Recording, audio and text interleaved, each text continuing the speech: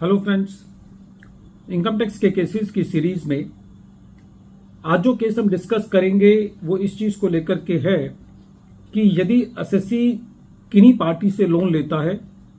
और during the assessment proceedings SSC से उन पार्टीज की क्रेडिट वर्थीनेस को साबित करने के लिए एविडेंसेस मांगे जाते हैं और एसएससी उनकी इनकम टैक्स रिटर्न फाइल करता है, उनकी क्रेडिट वर्थीनेस को जस्टिफाई करने के लिए, तो क्या असेसिंग ऑफिसर खाली इस बात पर यह ओपिनियन बना सकता है कि जो लैंडर्स हैं वो अपनी इनकम टैक्स रिटर्न लॉस में फाइल कर रहे हैं इसलिए वो क्रेडिट वर्दी नहीं है एसएससी को लोन देने के लिए, या खाली इस बेसिस पर एसएससी का एडिशन किया जा सकता है कि जिसने लोन दिया उसके बैंक में सेम डे में पैसा आया था जिस डेट पर एसएससी को लोन दिया गया। ये दोनों इश्यूज चंडीगढ़ आईटीएटी की ए बेंच ने अपने case deputy commissioner of income tax versus Ganeshe overseas industries limited के केस में डिसाइड किए और ये case 123 ITR tribunal page number 57 short notes पर रिपोर्ट हुआ और इस केस का जजमेंट 11 अप्रैल 2025 को आया। प्रेजेंट केस असेसमेंट ईयर 17-18 से रिलेटेड है। एसएससी ने दो पार्टीज बी और वी से अनसिक्योर्ड लोन लिए हुए थे। During the assessment proceedings in loans की इंक्वायरी करने के लिए एसएससी से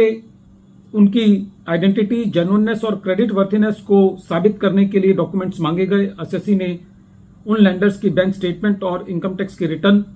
दाखिल करी। असेसिंग ऑफिसर के मुताबिक उन लैंडर्स की इनकम टैक्स की रिटर्न लॉस में फाइल की गई थी, इसलिए लर्नड असेसिंग ऑफिसर ने यह निष्कर्ष निकाला कि उन पार्टीज की लोन देने के लिए क्रेडिट वर्थीनेस नहीं है। दूसरा, असेसिंग ऑफिसर ने जब बैंक स्टेटमेंट्स का अध्ययन किया तो यह पाया कि उन बैंक स्टेटमेंट्स में सेम डे पर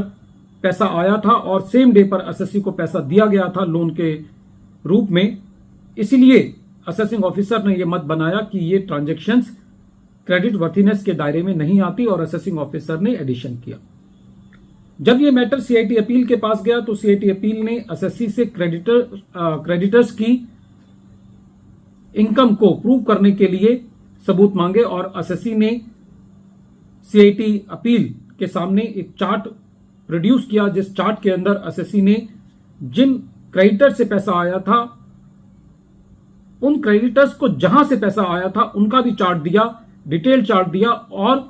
सोर्स की भी बैंक स्टेटमेंट्स अवेलेबल कराई। सीआईटी अपील ने के पास जब ये दस्तावेज आए तो सीआईटी अपील ने असेसिंग ऑफिसर को एक मेल लिखा और उस ईमेल के अंदर असेसिंग ऑफिसर के कमेंट मांगे, लेकिन असेसिंग ऑफिसर ने कोई भी जवाब नहीं दिया। इसलिए सीआईटी अपील ने जो भी डॉक्यूमेंट्स थे सोर्स को प्रूव करने के लिए उनके आधार पर एसएससी को रिलीफ दिया। जब ये मैटर रेवेन्यू ट्रिब्यूनल लेके गया तो रेवेन्यू की सबसे पहली दलील ये थी कि सीआईटी अपील ने असेसिंग ऑफिसर से रिमांड रिपोर्ट नहीं मांगी, जो एडिशनल एविडेंसेस थे उनके ऊपर उसका ओपिनियन नहीं मांगा। जब ट्रिब्यूनल ने इस मैटर पे सुना तो ट्रिब्यूनल का यह कहना था कि प्रेजेंट केस के अंदर एसएससी ने रूल 46A के अंदर कोई भी एडिशनल एविडेंस की एप्लीकेशन सबमिट नहीं की है।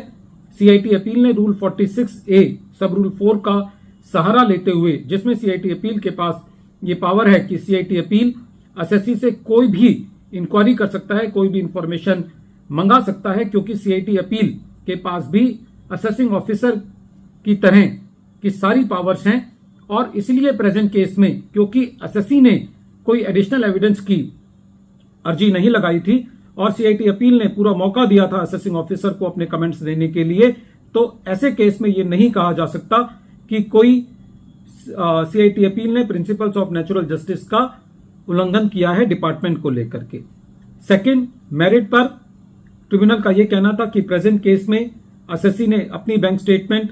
अपने क्रेडिटर्स की बैंक स्टेटमेंट, क्रेडिटर्स के क्रेडिटर्स की बैंक स्टेटमेंट और उनकी इनकम टैक्स की रिटर्न सबमिट की है। तो ऐसे केस में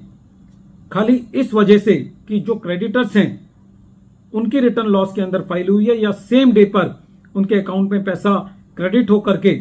डेबिट हुआ है, तो इसका निष्कर्ष ये नहीं निकाला जा सकता कि जिन्होंने लोन दिया है उनकी उस पैसे को उधार देने की हैसियत नहीं थी या उनकी क्रेडिट वर्थीनेस नहीं थी। तो ट्रिब्यूनल का यह कहना था कि जो सीआईटी अपील ने एसएससी को रिलीफ दिया है वो जस्टिफाइड है।